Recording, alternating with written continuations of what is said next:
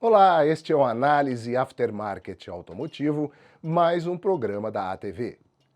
A migração do setor automotivo para o setor da mobilidade é um fenômeno que já vem ocorrendo entre as montadoras.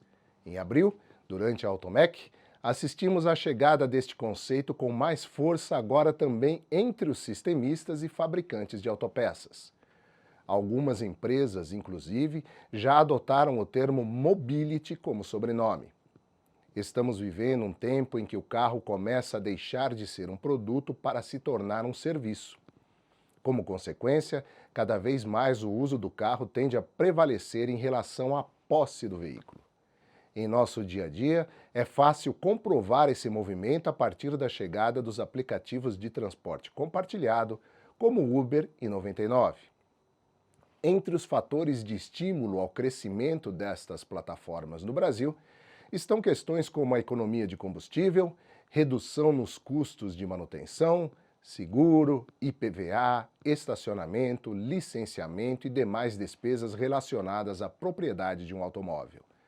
A praticidade de ter um motorista sempre à disposição também é bem-vinda, especialmente quando o lazer envolve bebida, por exemplo, algo muito comum nas grandes cidades. É claro que o transporte compartilhado não é novidade. Os táxis, por exemplo, existem desde sempre. Só que antes dos aplicativos, era preciso contar com a sorte para que algum passasse sem passageiro no momento em que você precisasse dele. Além disso, o custo da viagem era bem mais alto em comparação aos informais carros de aplicativos, que não estão sujeitos a muitas das regras impostas pelo poder público para prestar o serviço. Hoje, com a concorrência, ficou muito mais em conta pedir um transporte. Mas há um fator ainda mais impactante no contexto da mobilidade urbana. É fato que as novas gerações têm demonstrado pouco interesse pelo automóvel.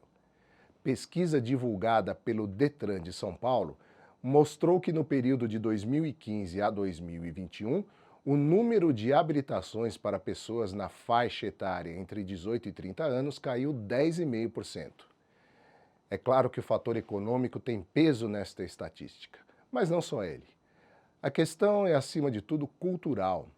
Os jovens simplesmente querem ir do ponto A ao ponto B com praticidade e entendem que cumprir esse objetivo não depende unicamente do carro próprio. Para esse público, um celular de última geração é muito mais importante e desejado que um carro na garagem. E no transporte compartilhado, o jovem pode usar o celular à vontade durante o percurso, sem o risco de ser multado. Não demorou muito tempo para que as montadoras percebessem o prejuízo potencializado por essa transformação nos costumes. Logo passaram a oferecer a modalidade dos carros por assinatura, concorrendo com locadoras e empresas como a Porto Seguro, por exemplo, uma das pioneiras na proposta aqui no Brasil. Os fabricantes de veículos entraram definitivamente na era da modalidade. A chamada pejotização da frota é um dos temas mais relevantes da pauta do aftermarket automotivo atualmente.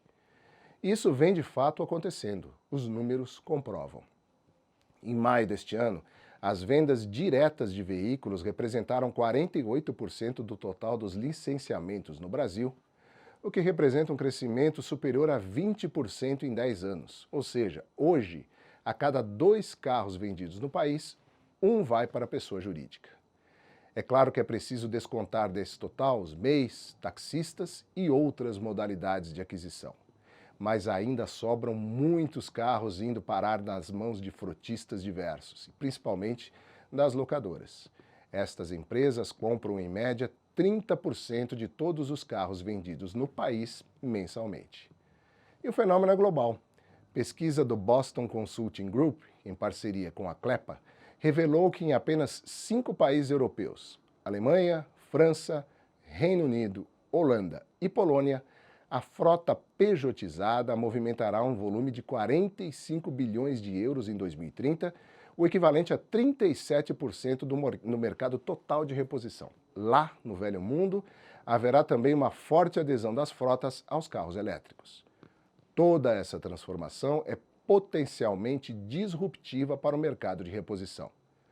No caso específico do programa de assinatura oferecido pelas próprias montadoras, é desnecessário dizer que obrigatoriamente a manutenção destes veículos ficará integralmente sob responsabilidade da rede de concessionárias, tanto nos serviços quanto no fornecimento de peças de reposição.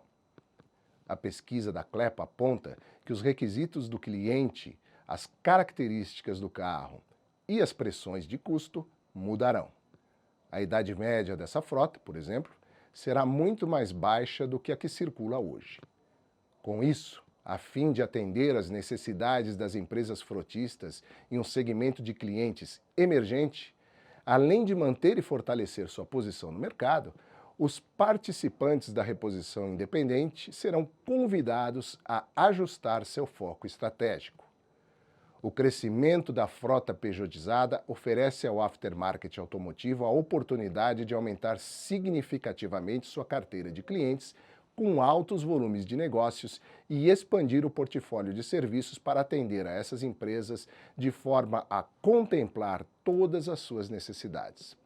Por outro lado, terão de aprender a lidar com um cliente muito maior e mais exigente que o proprietário individual do veículo, dotado de um poder de negociação extremamente mais significativo. A pesquisa destaca ainda que as frotas enfrentam margens apertadas. Portanto, como a manutenção é um dos 5 principais custos totais de sua propriedade, as oficinas e seus fornecedores serão pressionados a cada vez mais disponibilizar soluções econômicas ao longo de toda a cadeia de valor.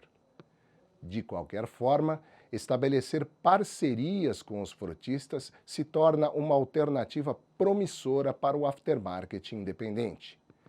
Mas cabe uma ressalva. Sempre existirá o risco de que determinadas frotas possam vir a desenvolver soluções próprias de manutenção, como faz a Porto Seguro com sua rede de centros automotivos. Importante também será investir na conectividade do aftermarket independente. Através do diagnóstico remoto, uma estimativa de reparo pode ser gerada para veículos conectados assim que apresentarem as falhas. Nesse ecossistema, as solicitações de peças podem ocorrer via diagnóstico remoto, bem como as indicações de oficinas para a realização dos reparos. E aí entra a urgência de uma evolução favorável do Right to Repair, o direito à reparação. As empresas com acesso direto e em tempo real aos dados gerados pelo carro certamente terão uma enorme vantagem no atendimento aos clientes de veículos conectados. São, de fato, muitos desafios de adequação a uma nova indústria que vem sendo criada diante de nossos olhos. Mas a nova mobilidade, de largada, já traz boas oportunidades, como o fato de os veículos compartilhados rodarem em um ano a quilometragem que os carros particulares levariam 10 anos para alcançar.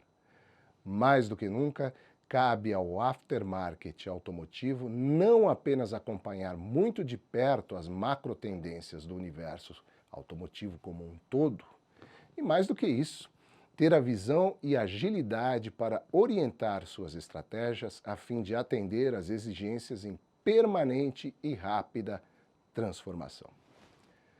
Se você gostou deste programa, deixe seu like, comente e se inscreva no canal da ATV. A nossa voz e a sua voz em uma mesma imagem.